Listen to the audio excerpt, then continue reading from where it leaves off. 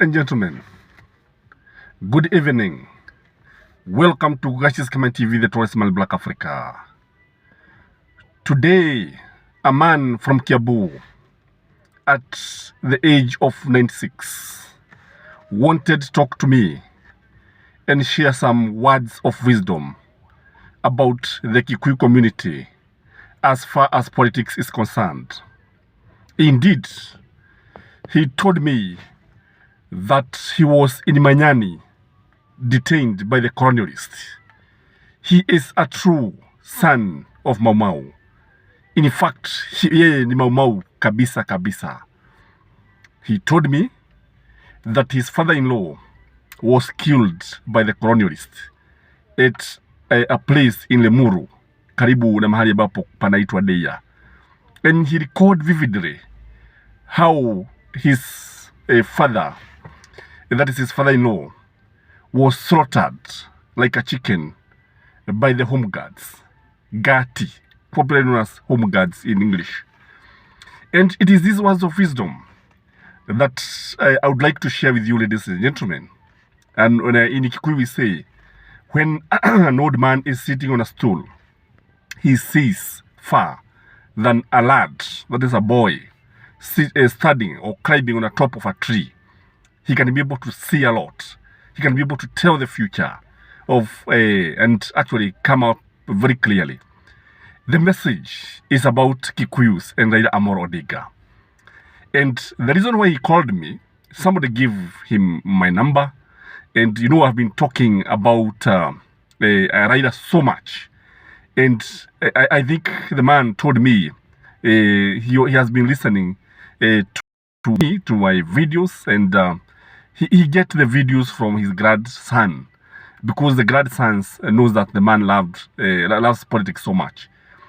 So this is what he told me, that ati unajua nini, unajua Kibaki would not have been the president of this country without Raila Amolo Odinga. The roads that you see in this country would not be there were it not for Raila Amolo Odinga. He told me that it is Raila Amolo Odinga who was actually advising Kibaki as far as the infrastructures are concerned. He went ahead and told me, because somehow I was trying to dispute just to get more information from him. He told me that even if it is not Raila who was supporting Kibaki, who was actually behind the infrastructure that the Kikuyus are enjoying today, Kibaki would not have been the president. And if he was not to be the president, if Raila did not declare Kibaki Tosha, the roads that the Mount Kenya are enjoying would not be there. So in a nutshell, he was telling me that one day Kikuyus will remember Raila.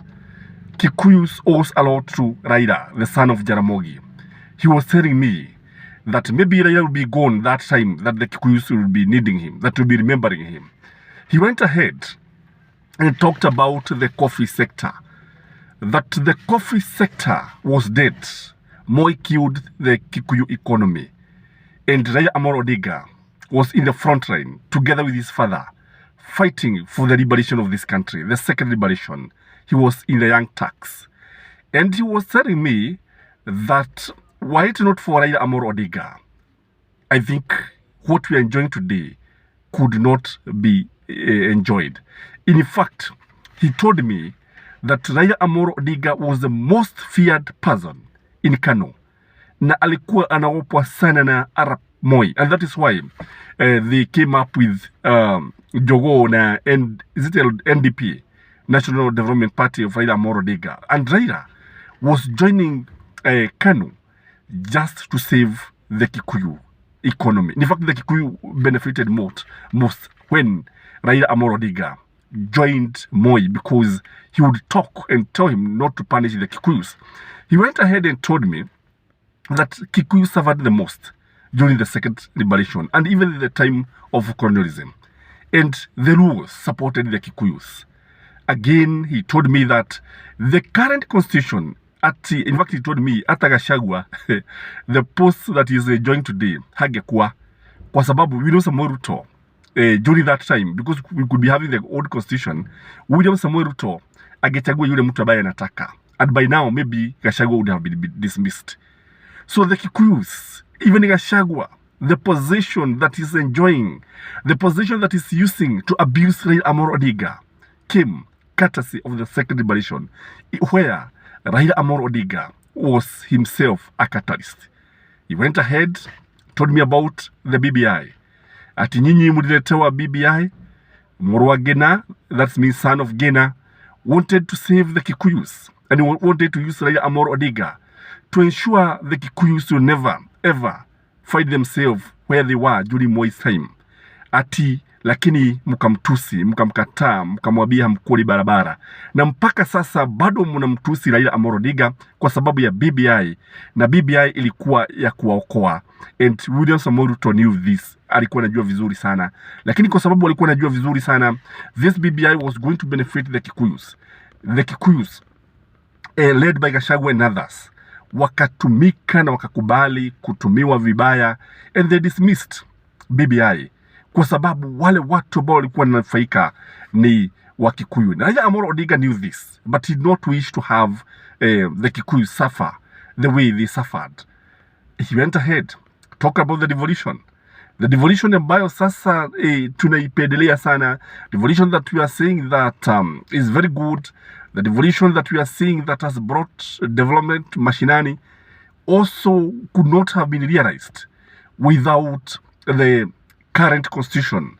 And the current constitution came because of people like Raila Amolo Odinga, who were actually not concerned whether you are a Luo, whether you are a Kikuyu, whether you are a Kalenjin.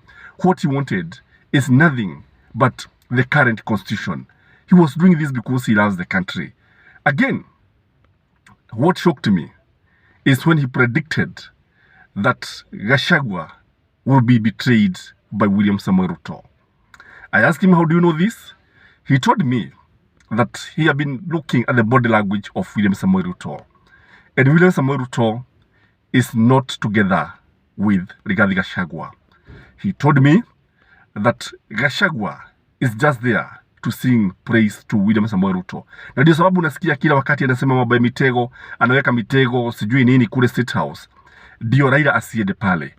And this has deliberately, William Samoei Ruto has assigned him that responsibility to ensure that there is no time that the Luos will support a Kikuyu. Those are the words of an old man at his 90s. Ladies and gentlemen, do you think there's a time that the Luos will ever support a Kikuyu president like Kibaki enjoyed Raila's torture? And do you think that even if William Samoei Ruto was to punish the Kikuyus, do you think Raila Amolo Odinga would come and save the Kikuyus? Me, I believe he will come and save the Kikuyus. So if Gachagua will be betrayed, the Kikuyus will start looking for Raila Amolo Odinga. Maybe that time Raila will have gone. The old man told me that William Samoei Ruto is likely to find himself in State House again in 2027. Because you see, the Kikuyus are not organized, the other communities are not organized. And he told me that Azimio need to put its house in order. The shocking thing is that he told me that Raila is still very strong. He's very strong. And he can lead this nation for another 10 years, from 2027. I asked him whether he supports Raila being on the ballot. He said he has no problem with that. And that is what you love most. And when the Kikuyus will be betrayed by William Samoei Ruto, that is the time they'll start crying for Raila Amolo Odinga. The presidency to Kikuyu will remain a pipe dream. Those are the words of an old man who have witnessed the colonialists. In fact, he was telling me about the last colonial governor, I've forgotten the name, about Kenyatta, how he was behaving, how he was able to even betray some people who are very close to him. He has seen Moi, Kibaki, and Uhuru, and now William Samoei Ruto, whom he was saying is just like his grandson. And he told me, Wakikuyu mtakaa miaka mingi. Mtakaa zaidi ya miaka 100 kabla ya kupata uongozi tena. Because you see, other tribes may not actually support you. And his fear is that the Kikuyus could be isolated in future by the other communities. I asked him why, because he told me the way the Kikuyus treat other communities, the way they betray other communities, the way that they feel that they are superior than the other communities. Other communities will actually isolate them. And it is Raila who saved the Kikuyus in 2002, when Kikuyus would have been isolated, and again in 2007, when people are talking about 42 tribes against one tribe. But Raila agreed for a handshake. The shocking thing about this old man is the way he has passion to see Raila Amolo Odinga leading this country. I don't know what you think, ladies and gentlemen. Lakini kumbuka a toad does not run in the daytime for nothing. Again, when you see a node bleating, ni vizuri usikilize na ufuatilie why the goat is bleating. This is Righteous Comment TV, the tallest man in Black Africa. Guys, like this video and enjoy your weekend. Bye bye.